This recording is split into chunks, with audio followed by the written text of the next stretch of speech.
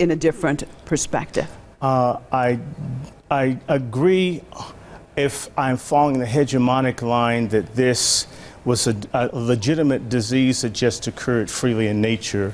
But since I do not, frankly, what President Barack Obama should have done is call for secession of all American NGOs, corporations, not-for-profits doing non-consensual human experimentation in Africa and everywhere else in the world where it goes on.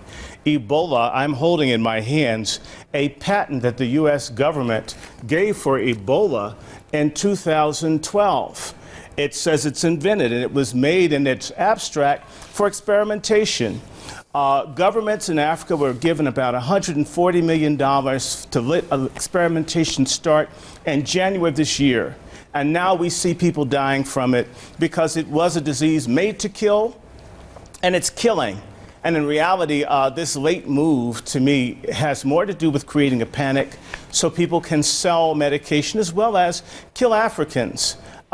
This gentleman and I are going to disagree. I'm an African American and quite proud of it.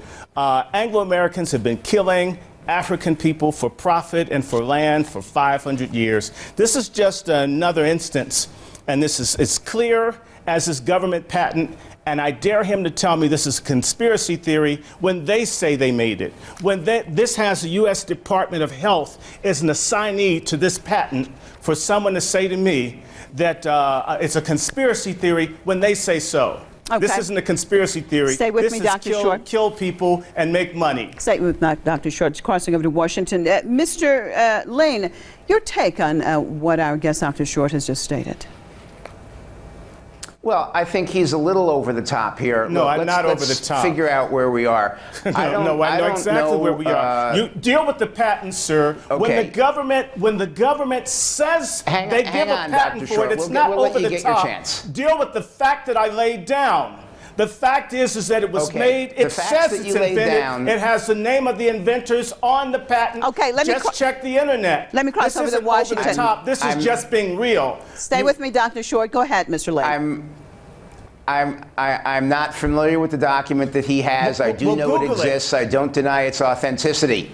But let's figure out why the government would have a patent on this. It looks to me, in the minimal amount of information I was able to find out about this document, this is a patent on a variant of the original disease. It's certainly well within reason, where when you're doing the research on cures and vaccines and things like that, that you would deal with variants on the disease and that you would use that as part of your research to find those cures and those vaccines.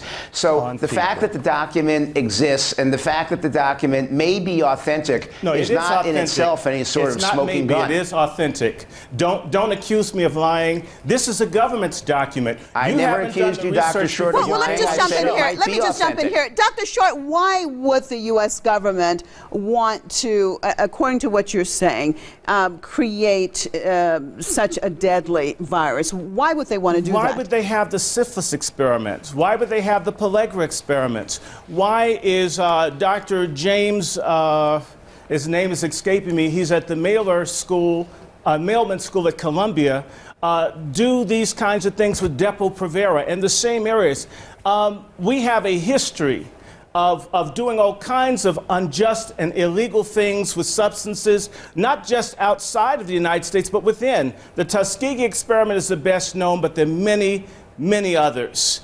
And so it's time for this to stop.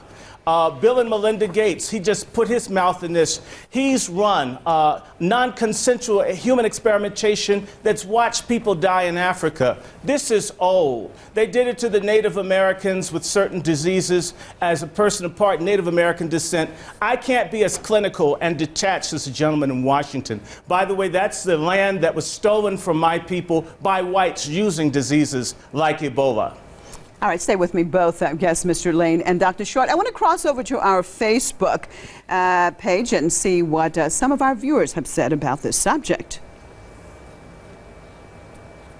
Defiantly, the Americans have developed a lab strain to use it as a weapon, and for sure this strain is that very lab strain. That's why it's spreading more quickly than the old natural strains seen before. The US is a scapegoat for all the losers out there who can't take responsibility for their own actions. They already have a vaccine and cure for this. That's why they already have a patent on it. AIDS didn't kill fast enough, so they created Ebola. AIDS and Ebola are attributed to US war factories, and that's what we call the NWO, New World Order. Why do they have to bring soldiers instead of doctors? Is Ebola a terrorist? Let the fools be fooled. This will definitely be an interesting debate. Can't use my guesswork to know whether Ebola is man-made or not. I only want to flip through each evidence provided from each side. All I know is that it is a dangerous infection. Press TV, why can't you make